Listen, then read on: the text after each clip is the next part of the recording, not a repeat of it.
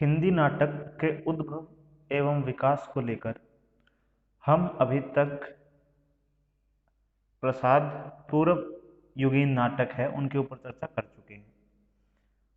आज हम प्रसाद युगीन नाटक, प्रसादोत्तर नाटक और स्वातंत्र्योत्तर युग या स्वातंत्र्योत्तर हिंदी नाटक के बारे में चर्चा करेंगे, उनको पढ़ने की समझने की कोशिश करेंगे।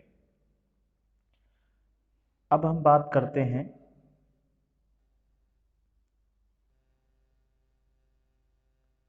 प्रसाद युगीन हिंदी नाटक। अब जो प्रसाद युगीन हिंदी नाटक है उनको हम दो तीन प्रकार से समझ सकते हैं, या दो तीन भागों में दो तीन प्रकार के नाटक हम मान सकते हैं। जैसे एक हम मान सकते हैं जिन्हें हम बोलते हैं ऐतिहासिक नाटक।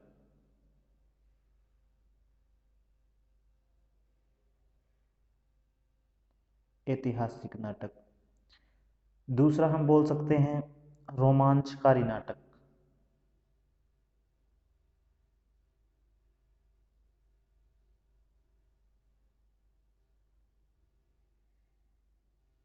और हम बोल सकते हैं पौराणिक नाटक।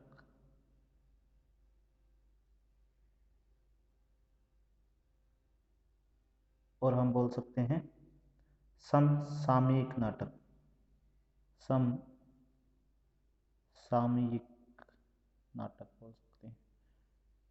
ये चार जो है नाटक हम पढ़ सकते हैं, चार प्रकार से समझ सकते हैं कि ऐतिहासिक नाटक लिखे गए प्रसाद युग में, रोमांचकारी नाटक लिखे गए, पौराणिक नाटक लिखे गए और समसामयिक नाटक भी है जो लिखे गए। अब जो है हम इनको एक एक करके क्रमवार देखने की कोशिश करते हैं कि ये नाटकों में क्या क्या इनकी विशेषताएं हैं, किस प्रकार के नाटक थे ये सारी चीजें हम देखते हैं। चलिए, सबसे पहले हम बात करते हैं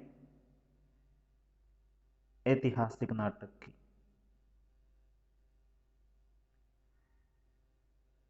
ऐतिहासिक नाटक। ऐतिहासिक नाटक की अगर बात की जाए तो ऐतिहासिक नाटक लिखने में जो जयशंकर प्रसाद है वो आप कह सकते हैं वो अग्रणी है इनमें, वो भी। और प्रसाद जो है उनके जो नाटक है, आप उनके नाटकों के नाम जैसे जानते होंगे, नाम देखे क्या है, तो जैसे चंद्रगुप्त है, इसमें ऊपर क्या है, ऐतिहासिकता है इसमें, चंद्रगुप्त में। इसके अलावा जैसे मान सकते हैं हम स्कंदगुप्त है, अजात शत्रु है, इस प्रकार और भी नाटक है इनके जो क्या है इतिहास सम्मत, या आप कह सकते हैं जैसे हम ऐतिहासिकता का तत्व है इनके अंदर, ऐतिहासिक पृष्ठभूमि पर लिखे गए नाटक हैं ये। तो हम मान सकते हैं कि प्रसाद जो है उन्होंने भी ऐतिहासिक नाटक लिखे। तो हम सबसे पहले प्रसाद के बारे में चर्चा करेंगे इसमें, कि जब हम प्रसाद युगीन जो नाटक है उसमें बात करते हैं ऐतिहासिक नाटकों की, तो जो जयशंकर प्रसाद है उन्होंने भी जो है ऐतिहासिक नाटकों की रचना की है। और ऐतिहासिक नाटकों की और हम आगे बात कर सकते हैं, जैसे कि इनमें और क्या था, या प्रसाद जो है ऐतिहासिक नाटक लिखते थे उनका उद्देश्य क्या था और क्या करना चाहते थे वो नाटक के द्वारा, ऐतिहासिक नाटकों के द्वारा।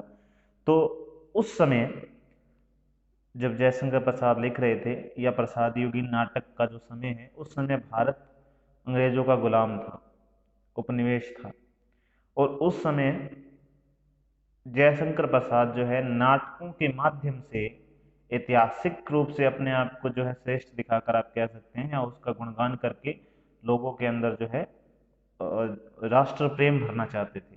तो एक तो जयशंकर प्रसाद ने खुद ने माना है कि जो भारत है उसके अतीत की खोज, भारत के अतीत की खोज, यानी ऐसा अतीत जो राष्ट्र प्रेम भर दे, राष्ट्र के लोगों की एक नई जान डाल दे उनमें। तो इस प्रकार अतीत की खोज करना चाह रहे थे वो, जो हमें ऐसा दिखा सके कि हम जो है वीर हैं, इस प्रकार आप कह सकते हैं। तो भारत के अतीत की खोज जो है उनके नाटकों में देखने को मिलती है। और क्या करना चाहते थे नाटकों के माध्यम से वो, तो वो चाहते थे कि जो वर्तमान समस्याएं हैं उनसे लड़ने के लिए हमें अतीत से प्रेरणा मिले। क्या चाहते थे, जो वर्तमान की जितनी भी समस्याएं हैं, वर्तमान की समस्याओं से लड़ने की प्रेरणा, वर्तमान समस्याओं से लड़ने के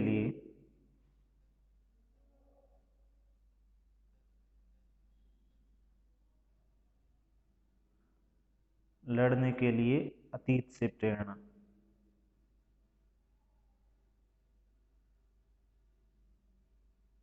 जैसे उस समय भी नाटक का जो इन्होंने समय बताया है, उस समय भी युद्ध होते थे, निराशा भी होती थी, लेकिन इन्होंने दिखाना चाहा कि अतीत में जिस प्रकार हम लड़े और हम जीते, और हमारा जो अब कह सकते हैं अतीत है वो महान है, तो ये चीज़ दिखाकर वो वर्तमान समस्याओं को सुलझाना चाहते थे। वर्तमान समस्याएं जितनी भी है वो ये दिखाना चाहते थे कि अतीत को दिखाकर लोगों में जो राष्ट्र प्रेम है और उनके जो आत्मविश्वास की भावना है वो बढ़ाकर, और राष्ट्र प्रेम जगा के जो वर्तमान की समस्याएं जितनी भी है उनका निवारण हो सके, ये उनके नाटक का आप मान सकते हैं उद्देश्य रहा।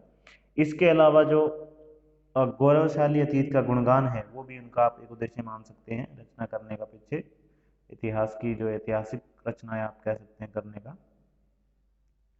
तो जो गौरवशाली अतीत का गुणगान,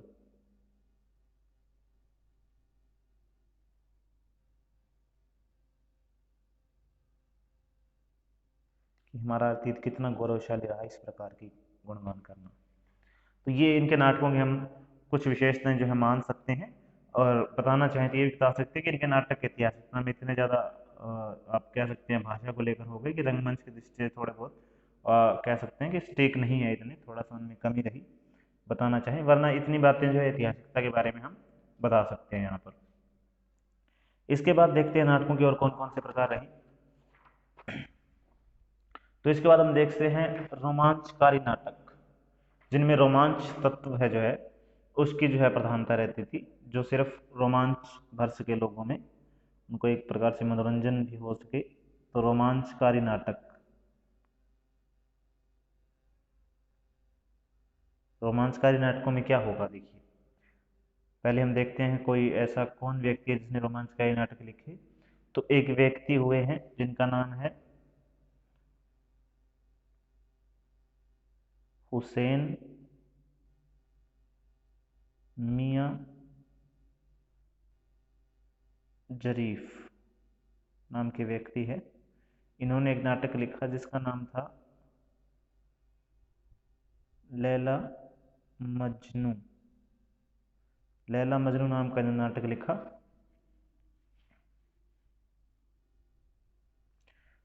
ये नाटक जो है रोमांचकारी नाटक है।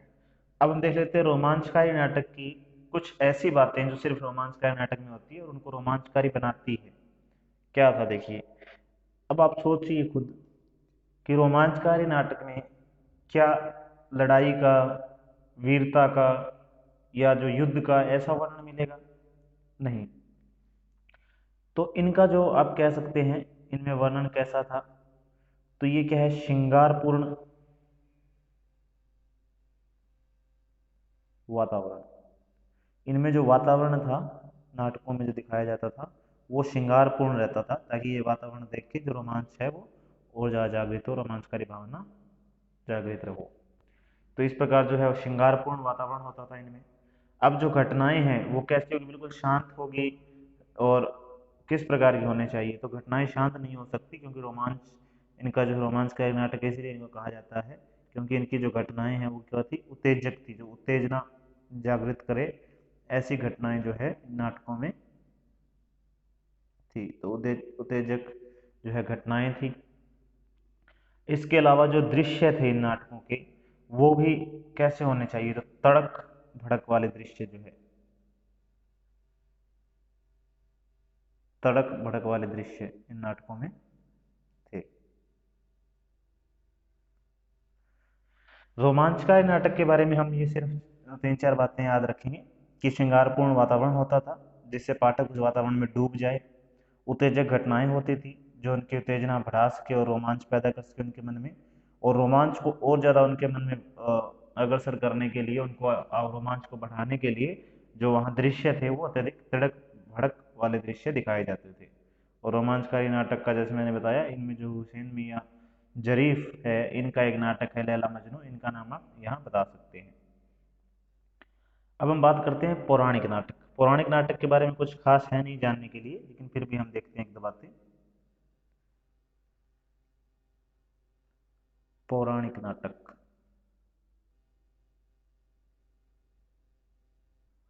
पौराणिक नाटकों की बात करें तो इनमें हम जो इसके लेखक आप कह सकते हैं, पौराणिक नाटकों में एक लेखक का नाम आप बता सकते हैं जिसका नाम है सुदर्शन। इनकी रचनाएं आप देखना चाहें तो कोई भी एक आदि देख सकते हैं, वरना आप नाम ध्यान रखें।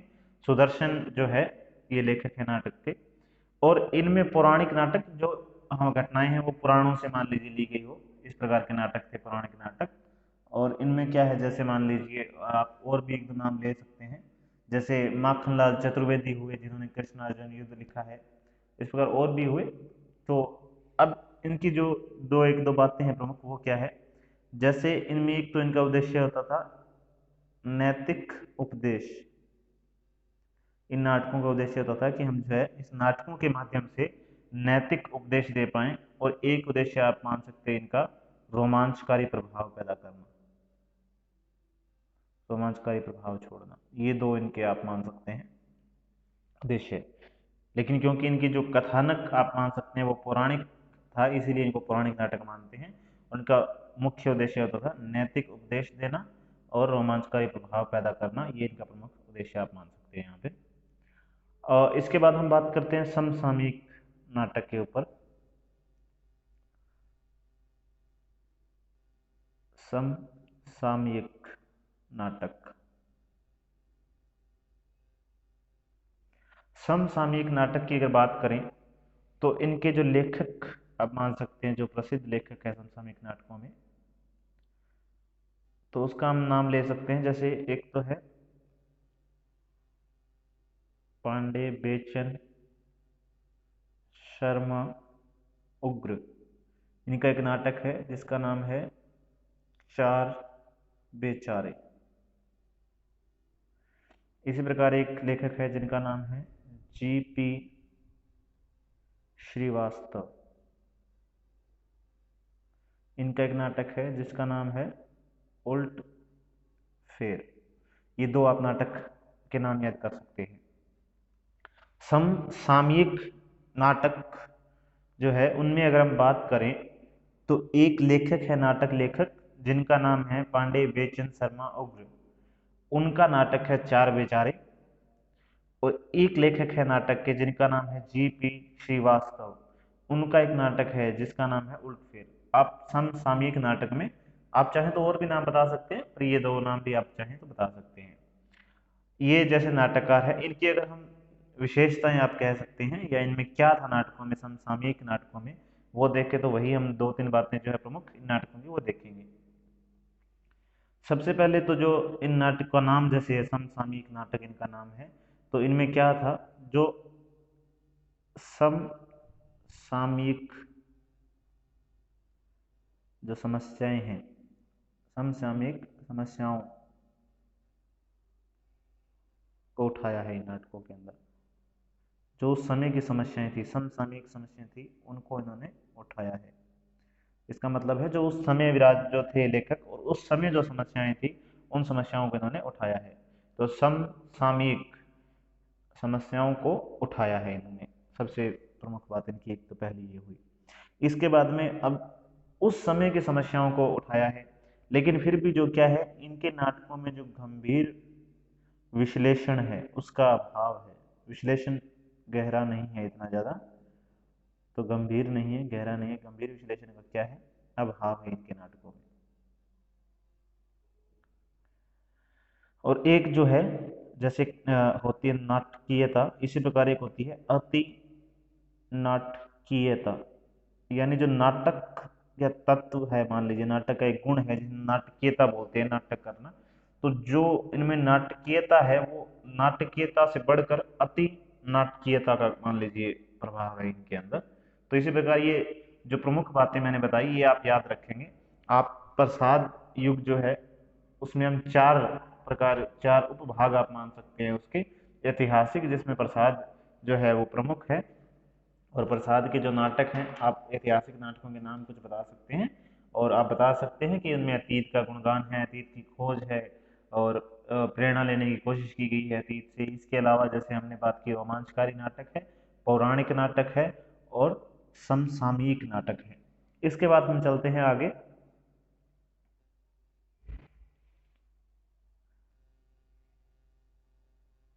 प्रसादोत्तर युग या प्रसादोत्तर हिंदी नाटक।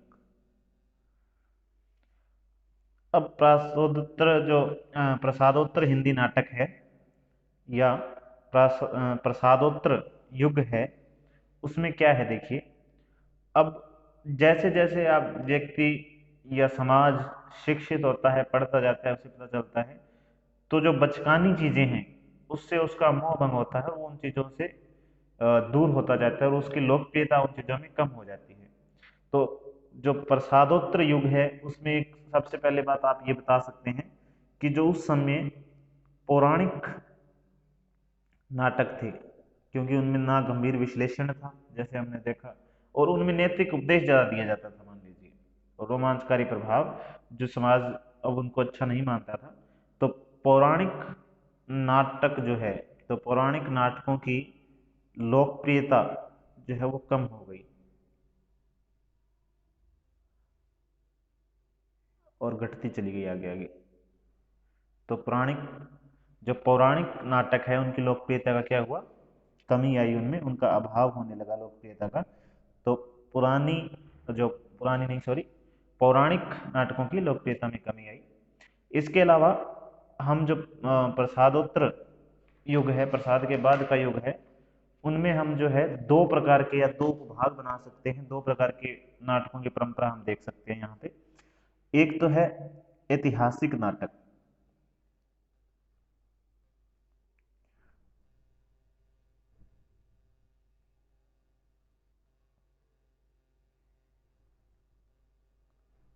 प्रसादोत्तर हिंदी नाटक या प्रसादोत्तर युग, इसमें हम दो प्रमुख रूप से देख सकते हैं, दो प्रकार के नाटकों की परंपरा।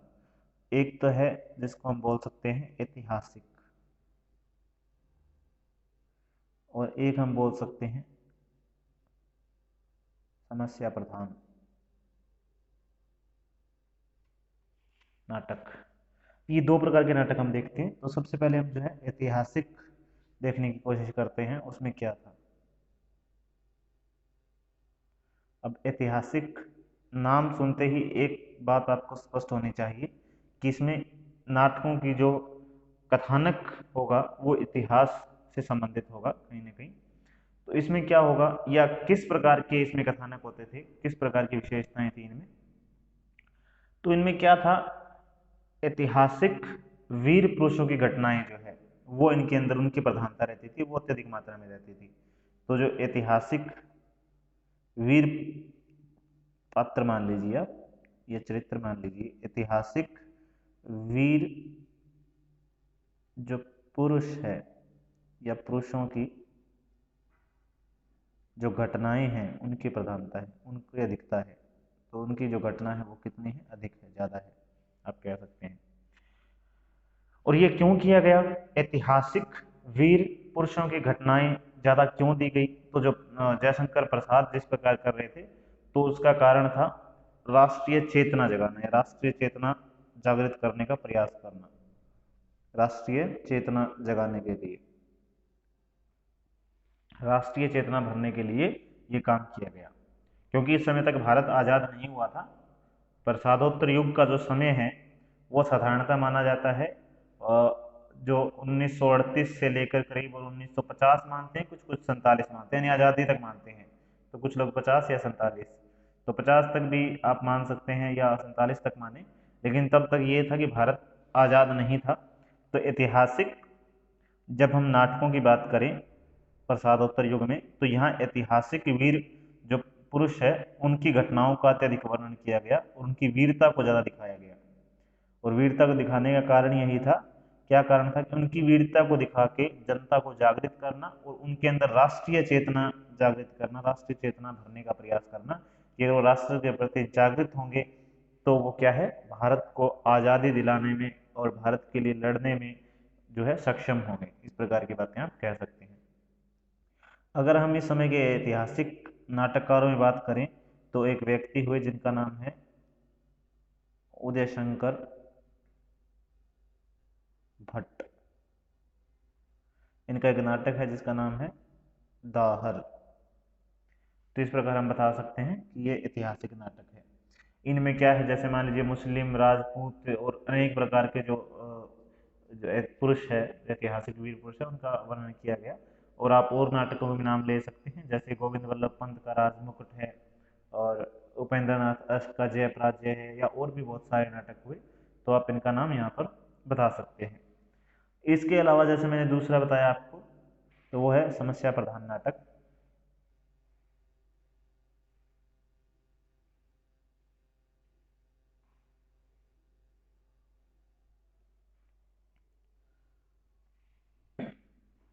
अब इनमें देखिए क्या है, अब ये क्या है, इनकी जो तीन चार प्रमुख बातें हैं वो हम देख लेते हैं सिर्फ। जैसे इनमें क्या है, व्यक्ति के मन के द्वंद्व को प्रमुखता दी गई है। व्यक्ति के मन के द्वंद्व,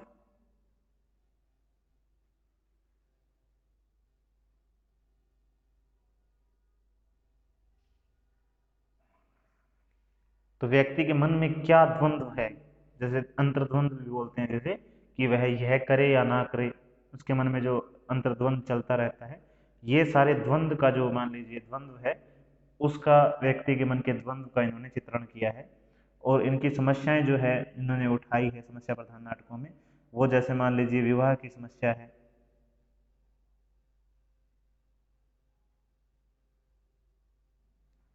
विवाह की समस्या को उठाया। जैसे मान लीजिए विधवा विवाह है, या और भी जो विवाह से संबंधित समस्याएं हैं वो सारी इन्होंने उठाई।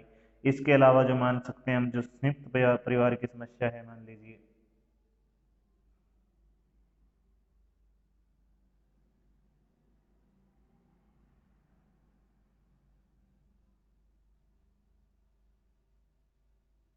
ये सारी चीजें क्या है, हमें समस्या प्रधान नाटकों में देखने को मिलती है। और अगर हम समस्या प्रधान नाटकों के कुछ नाटकों के नाम लेना चाहें, तो जैसे हम बता सकते हैं कि उपेंद्र नाथ अश्क है जिन्होंने एक नाटक लिखा जिसका नाम है अंजो दीदी, तो वो समस्या प्रधान नाटक है। इसके अलावा और भी बहुत सारे नाम हैं, आप जो चाहें वो नाम एक दो देख सकते हैं, नाटकों के नाम और नाटककार के नाम। तो उपेंद्र नाथ अश्क का नाटक है अंजो दीदी, जो नाटक क्या है, समस्या प्रधान नाटक है। इसके बाद हम बात करते हैं स्वातंत्र्योत्तर युग।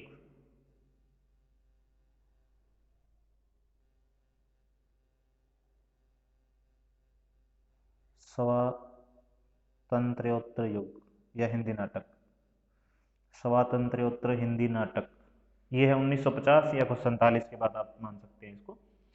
अब इसमें क्या है, सबसे पहले तो इसमें किस चीज का चित्रण ज्यादा मिलेगा, तो इसमें क्या है, जैसे आपको पता है 1950 या 1947 के बाद भारत आजाद हुआ। और आजादी के समय या आजादी से पहले जो लोगों में उसके कुछ सपने और थे कि आजादी के बाद पता नहीं क्या होगा, आजादी के बाद जैसे वो हर एक छोटी से छोटी जिनके जीवन में कुछ भी जो समस्याएं थी उनका कारण अंग्रेजों को मानते थे। और वो मानते थे अगर अंग्रेज चले गए तो पता नहीं भारत क्या होगा, और भारत एक बहुत अच्छा, या सारी समस्याएं जो है हमारी खत्म हो जाएगी। लेकिन जैसे आज़ादी मिली और आज़ादी के कुछ समय बाद कुछ और जो है मान लीजिए समस्याएं पैदा हुई, तो हुआ क्या कि आज़ादी से मोह भंग हुआ। जो कुछ लोग थे या समाज के काफ़ी जो मध्य वर्ग था उसमें क्या हुआ कि आज़ादी के बाद क्या हुआ, आज़ादी से ही मोह भंग हो गया। यानी आज़ादी से उन्हें लगा भी नहीं, आज़ादी मिली लेकिन हमें कुछ खास मिला नहीं जो मिलना चाहिए था, या कुछ ऐसा हुआ नहीं जो होना चाहिए था। आज़ादी से मोह भंग हुआ और इसके साथ साथ और क्या हुआ, जैसे भ्रष्टाचार जो है मान लीजिए वो भी अपने चरम पर पहुंचने लगा। तो भ्रष्टाचार हुआ, और भ्रष्टाचार में जैसे जिसको बोलते हैं भाई भतीजावाद, जहाँ कुछ भी मान लीजिए अच्छी चीजें थी वहाँ भाई भतीजावाद हुआ। भाई भतीजावाद में जैसे एक ही वर्ग के या एक ही कुल के लोगों को सारा फायदा मिलने लगा, तो ये भी मान लीजिए मध्य वर्ग के लिए अच्छा नहीं था, और ये सारा चित्रण नाटकों में हुआ। इसके अलावा जो मध्य वर्ग है उसकी आशाओं और आकांक्षाओं, यानी उसकी क्या क्या आशाएं थी आज़ादी को लेकर और जो समाज को लेकर, तो मध्य वर्ग की जो आशाएं और आकांक्षाएं हैं या आशाओं और आकांक्षाओं का जो है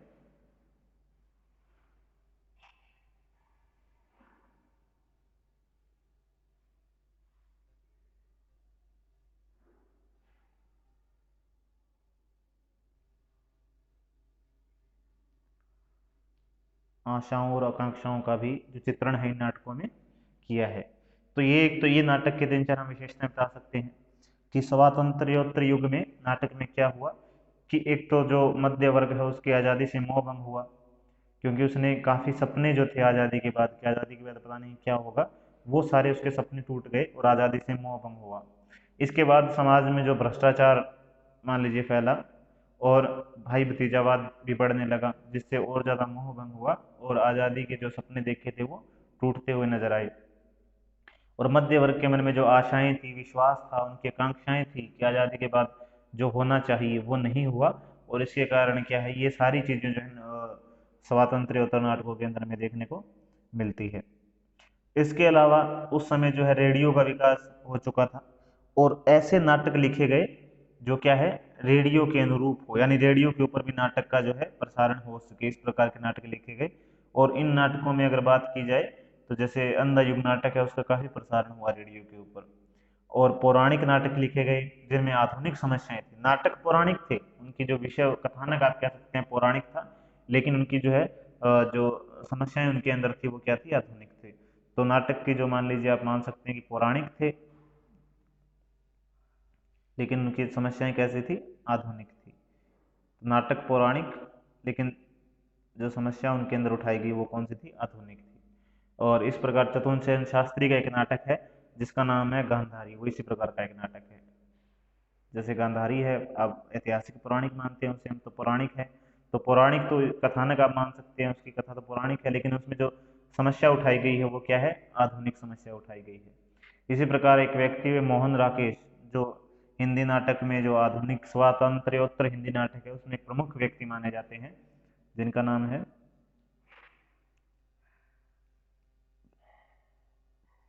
मोहन राकेश। इन्होंने तीन नाटक, इनके प्रसिद्ध नाटक है आषाढ़ का एक दिन है, लहरों के राजहंस है, आधे अधूरे हैं। और आधे अधूरे नाटक है उसमें उनकी जो समस्या है वो क्या उठाई है उन्होंने, तो वो उठाई है मध्य वर्ग की नारी की चिंताजनक दशा।